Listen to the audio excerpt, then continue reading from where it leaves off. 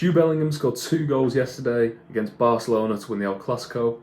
And I just want to ask a question. Are we seeing the renaissance of the derby? Is it going to get back to the most anticipated match in the world? So let's get into it. It definitely used to be the best game in the world for 10, 15, 20 years. And every time it was on, everyone I know would want to watch it.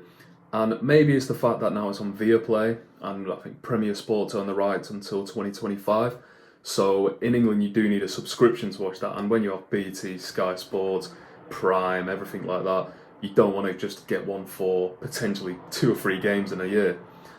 But if they somehow can get the rights back in the UK, I think it can become massive again, because obviously in other countries, it's always going to be fantastic. Spain is probably the most anticipated game in their calendar. However, I'm just speaking from a UK perspective here. I didn't even really know it was on yesterday.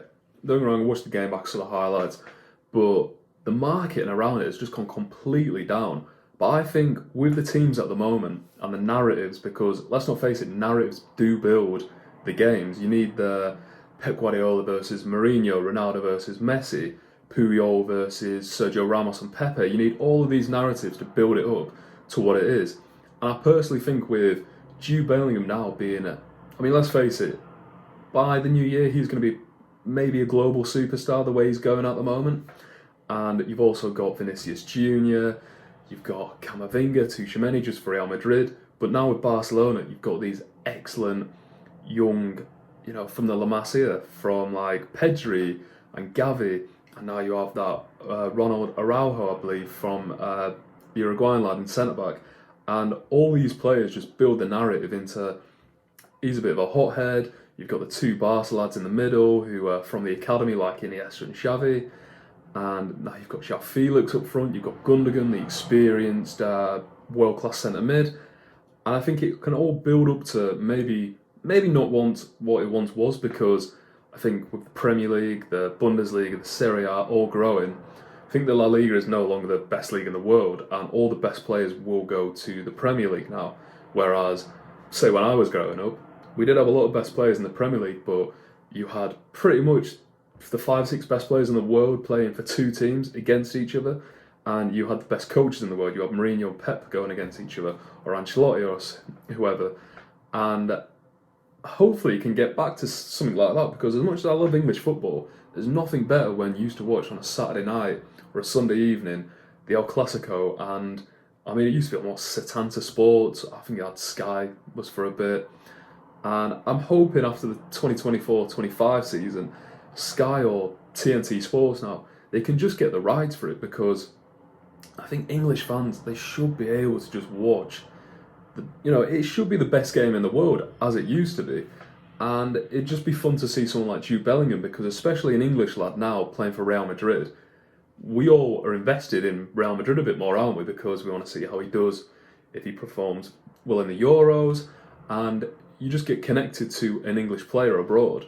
And obviously the main part about the El Clasico in the prime years was obviously Messi and Ronaldo. You had the 2 best players going against each other, and that made it essentially, didn't it? There were so many more elements that I loved, but for the general audience, that was the draw.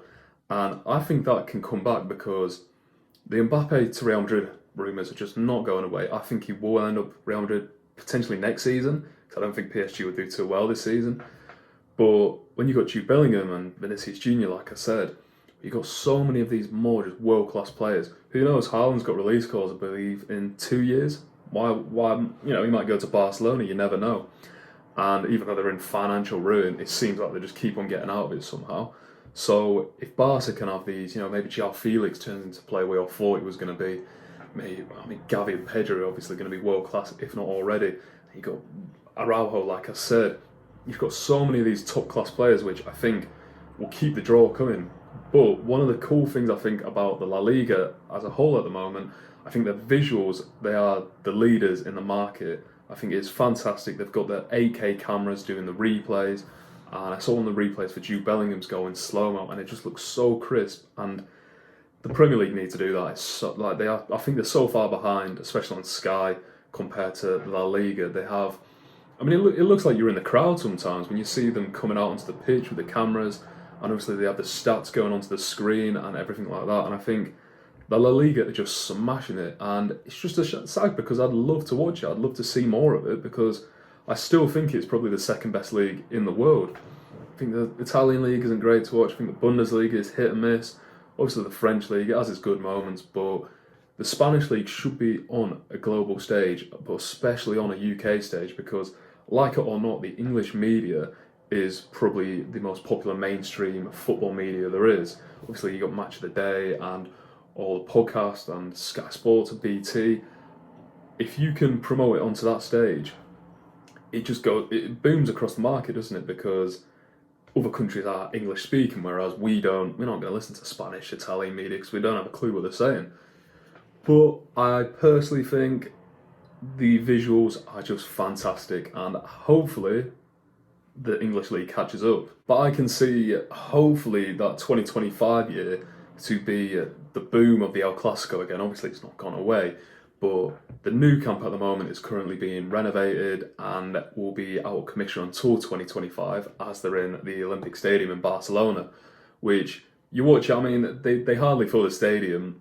I think it had some empty seats yesterday because it's just such a big but very far away from the pitch stadium that, you know, it doesn't have the same charm as the Nou Camp. And also the Bernabeu, they've been renovating that for 5 years now, and when you're just watching on TV, because obviously we're not in Spain, it's not great seeing the bottom half of the stadium with no fans because obviously they've got the tarp over it and stuff. But once those two stadiums get built, and let's face it, Vinny Jr. staying at Real Madrid. I see Jude Bellingham really staying at Real Madrid. He says he wants to stay there for like 10 years or so. And what's the rush? I mean, he's the best player in the world at the moment, arguably. So I think all of this could add to it because I remember like the Dani Alveses, the Jordi Albas, the Puyol versus Ramos, the Pepe. Pepe just made the El Clasico. And you need players like, look at someone like Rudiger. Rudiger is perfect. He's showtime for the El Clasico because a lot of these players are now so media trained that if you compare it back to 10, 15 years ago, they were still media trained, but a lot less robotic. But you compare to nowadays, they're getting instilled from like 12, 13 years old how to put on the media face and have that really good PR. However, you got someone like Rudiger. I don't love it, but he laid out Kevin De Bruyne in the Champions League final. Just someone like that who's just going to kick off the game and just get that hatred back towards both teams. And I think it's also good that Barcelona succeeding again. Obviously, they won the league last year and smashing the group in the Champions League. I think they're one of my dark horses to win it. And obviously, Real Madrid are just smashing their group and they got arguably the best team in the world at the moment. You need these two at the top of the game because was the last Champions League win? Was it 2018?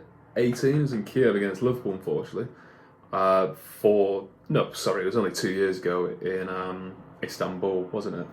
For Real Madrid Liverpool again, which it wasn't Istanbul, but you need these two teams at the back of European dominance as well because you forget during the 2010s, Barca won it early 2010s, Real Madrid won 5, Barca won it in 2015 with Messi, Suarez, Neymar, and when these two teams are back at it again against each other, dominating Europe, dominating the league, they're the two title challengers for the league. It just adds to it so much more, and I really want to see it get back to it because I'm a massive football fan. I shouldn't, just find out a couple of hours before that the El Clasico's on. It should be dotted across my timeline. It should be advertised everywhere on TV. But it's not, and I think that ideally needs changing. Maybe I'm just more out of touch. Who knows? But let me know what you think. If you've got any good memories of the El Clasico when you're growing up, that'd be great. I love the Bale against Mark Bartra in the Copa del Rey. You got the Dani Alves one when he came on the right wing off a corner and he hit it top corner. I mean, there's just so many. Pepe, Puyol and Sergio Ramos, I think, were the best parts of the El Clasico because it just kicked off all the time. But yeah, if you can comment on the video, that'd be great. If you could leave a like, fantastic. And if you're new here, again, if you could subscribe, that'd be great. I have more content coming out. And yeah, thanks for watching.